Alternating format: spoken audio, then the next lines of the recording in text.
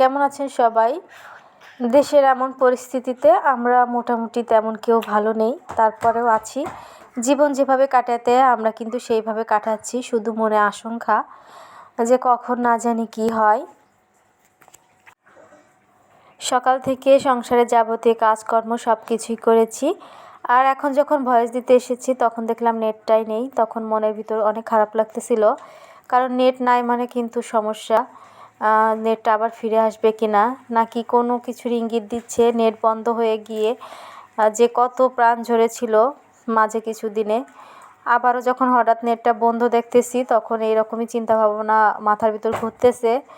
তো জানি না কি হবে, সেই অপেক্ষায় আছি। সব খবর কখন পাবো, কিভাবে পাবো জানি না। ভিডিওটা আপলোড করতে পারবো কি না, কারণ নেট তো নাই। আর পাশের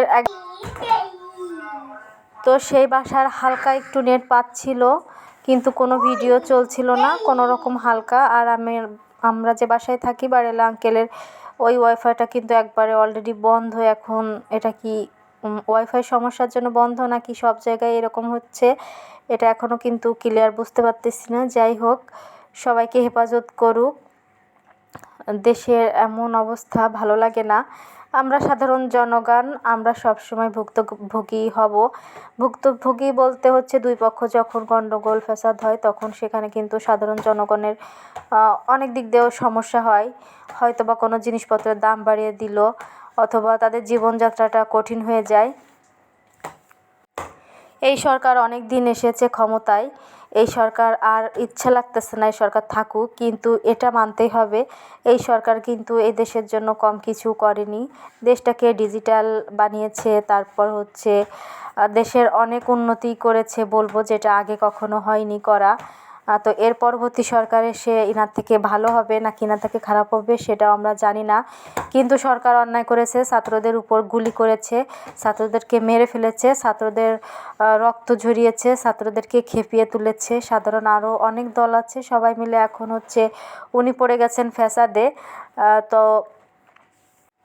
উনি যে দেশটাকে একেবারে উন্নত করেনি এটা কিন্তু না, উন্নত করেছে। তো পদে পদে সরকার একজন বাদে একজন আসবে, তো সমস্যা সারা জীবনই থেকে যাবে, এটা কখনো সমাধান হবে না। তো আমিও চাই সরকারের এবার পরিবর্তন হোক। মহিলা সরকার তো অনেক দিনই থাকলো, এবার একজন পুরুষ সরকার আসুক যে কিনা ভালোভাবে দেশটা চালাতে পারবে। আর সেই সাথে যত ছাত্রছাত্রীরা আছে তারা যে উদ্দেশ্যে আন্দোলন করেছিল, এত প্রাণ ঝরেছে, এবং সেই প্রাণের রক্তের বিনিময়ে যেন তাদের মনের আশাগুলো পূরণ হয়েছে এবং আরও যেন পূরণ হয়, তো সেটাই চাই। তো তাদের সত্যি কথা বলতে কিছু পেতে হলে কিছু দিতে হয়, এটাই সত্যি। তারা কোটা সংস্কার চেয়েছিল, কিন্তু সেটার পথ হয়তো বা সহজ ছিল না বলে অনেক ছাত্রের প্রাণ ঝরেছে। তো তারপরেও কিন্তু তারা কোটা সংস্কার পেয়েছে। এখন তারা প্রাণ ঝরলো কেন সেটা নিয়েই করতেছে। তো একটা জিনিস আছে কি, কোনো কিছু অতিরিক্ত কখনোই ভালো সুফল বয়ে আনে না, এটাও মানতে হবে। দোষ সবারই থাকে, দোষে গুণেই মানুষ। আমার মনে হয় সবার এত বেশি মাথা গরম না করে দেশে একটু সুন্দর সুশৃঙ্খলা আনা উচিত। তো কে বোঝাবে তাদের, কিভাবে কি করবে জানি না। আমরা সাধারণ জনগণ, এভাবেই চলছে আমাদের দিন। সব কিছুর জন্য দোয়া চাই।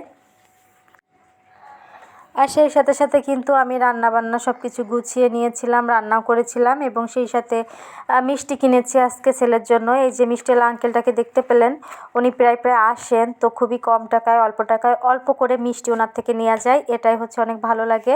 এখানে হচ্ছে সন্দেশ ছিল 2 ধরনের, তো এক পিস সন্দেশ হচ্ছে প্যারা সন্দেশ যেগুলো, সেগুলো 10 টাকা করে 2 পিস নিলাম। আর 100 গ্রাম সন্দেশ নিলাম 30 টাকার, মোট 50 টাকার মিষ্টি কিনে নিলাম। আমি আর বাবু খেয়েছি।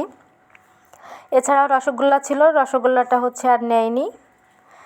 তো সরি, এই যে আমি হচ্ছে রান্নাবান্না করার জন্য চলে এসেছি। এখানে আমি গতকাল রাতেই হচ্ছে কচুরমুখী রেখেছিলাম, সেই সাথে পটলও, যাতে আজকে রান্না করতে গেলে খুব তাড়াতাড়ি হয়ে যায়। তো এখন হচ্ছে আমি পটলগুলো ভালো করে হচ্ছে চিড়ে নিচ্ছি 2 পাশ, আর সেই সাথে কচুরমুখীগুলো হচ্ছে একটু মাঝখান থেকে ফেড়ে মাছ দিয়ে রান্না করব। তো আজকে যেহেতু নেটটা বন্ধ হয়ে গেল, নেট বন্ধ হয়ে যাতে আমার খুবই ভয় লাগতেছে। আমি সত্যিই চাই না যে এদেশে আর একটা প্রাণও ঝরুক, সব কিছু সুন্দর হোক, আমাদের ভাইদের রক্ত আর দেখতে চাই না। তো শেখ হাসিনা কী করবে, কী প্ল্যান করেছে সেটা সত্যি আমরা জানি না এখনও। দেখা যাক সব কিছু ভালোভাবে হয় কি না, নাকি আরও রক্তের পথ দিয়ে এই আন্দোলন বন্ধ হবে, সেটাই দেখার অপেক্ষায় রইলাম। ভালো থাকবেন সবাই, আল্লাহ হাফেজ।